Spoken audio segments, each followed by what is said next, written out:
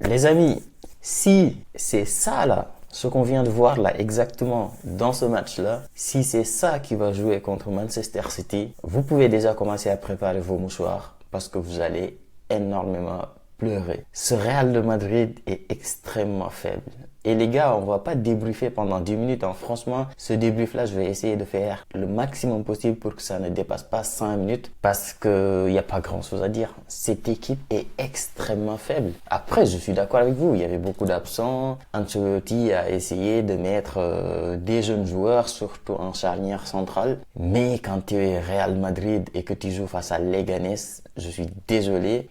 Avec une équipe qui est composée de l'une dans les buts. En défense, t'as Asensio, t'as Ramon, ensuite t'as Mendy, après c'est qui? Valverde à droite. Au milieu, t'as Arda Güler, Modric, Brahim Diaz. Et ensuite, en attaque, t'as Endrick, Rodrigo et j'ai oublié un joueur. Enfin, Tchouaméni au milieu, pardon. Quand tu es le Real Madrid et que tu es capable de mettre cette équipe-là, avec dedans Modric, Tchouaméni, Arda Güler, Brahim Diaz, Rodrigo, Endrick, Valverde, je suis désolé, mais on ne peut pas parler de oui, c'est parce qu'il y avait des absents qu'on a souffert contre Leganés.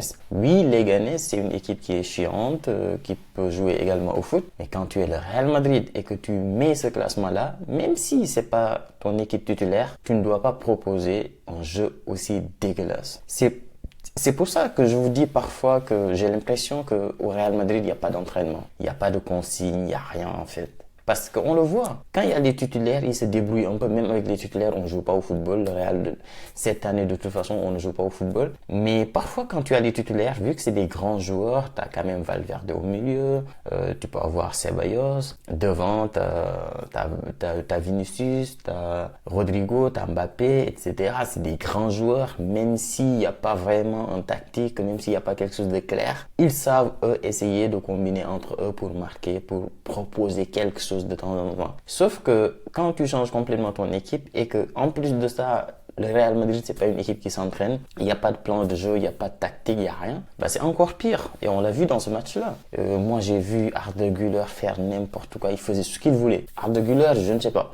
Dans le classement du match, moi, je pensais que c'était Brahim Diaz qui jouait à droite, mais non, au final, c'était Arda Güler qui jouait à droite parce que Brahim Diaz, pendant tout le match, il était au milieu. Mais Arda Güler, on l'a pas vu à droite, quasiment pas. Il est venu de temps en temps, mais sinon il était au milieu, il faisait un peu ce qu'il voulait. Modric, malgré son but, c'est lent, c'est faible, on sent qu'il n'a plus ce truc-là des allers-retours qu'il faisait. Il a essayé, hein, franchement, on peut pas lui en vouloir. Il a 41 ans, le pauvre. 40 ans, pardon. Mais les allers-retours qu'il faisait à l'époque, les tacles, le pressing qu'il était capable de faire, il est plus capable de le faire. Aujourd'hui, il se contente de essayer de garder la balle, de contrôler, de faire des petites passes par-ci par-là et ne pas trop forcer, mais ça se voit à des kilomètres. Tchouaméni au milieu, c'est dégueulasse. Tchouaméni, je l'ai dit, je l'ai redit, je peux encore taper sur lui quasiment sur tous les matchs, il ne sert à rien. Tchouaméni, il ne sert à rien.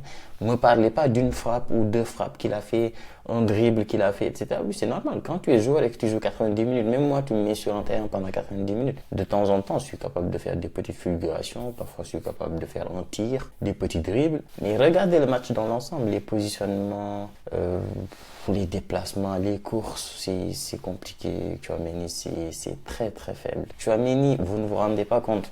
Quand tu regardes le Real Madrid, vraiment, je ne parle pas juste de regarder le match comme ça, tu vois, avec des yeux un peu comme ça qui, parfois tu te lèves, tu vas aller boire de l'eau, tu reviens, tu manges, etc. Tu regardes juste les buts. Oui, là, tu verras pas, tu vois, Mini. Mais quand tu regardes le Real Madrid en face de toi, tu poses ta télé, tu es en face, tu fixes le match, tu essayes de voir tous les détails du match, tu te rends compte que tu as mis sur un terrain, ça ne sert à rien. Mais défensivement, il sert à rien. Sur le deuxième but, son marquage, allez revoir le deuxième but du Real. Regardez Tchouaméni. Allez revoir le deuxième but de Leganés sur l'égalisation. Regardez Tchouaméni. Défensivement nul, offensivement nul, récupération nulle. Il est nul partout. Tchouaméni, il est nul partout. Il sert à rien. Il sert absolument à rien. Modric, un peu vieux, compliqué. Arda Güler qui faisait un peu n'importe quoi sur le terrain. Brahim Diaz qui a essayé, mais pareil, c'était compliqué. Rodrigo, c'était compliqué. Tout était compliqué. Le jeune Ramon, le pauvre. Le jeune Ramon, le pauvre. Le pauvre Ramon. Ah, il a galéré. Hein.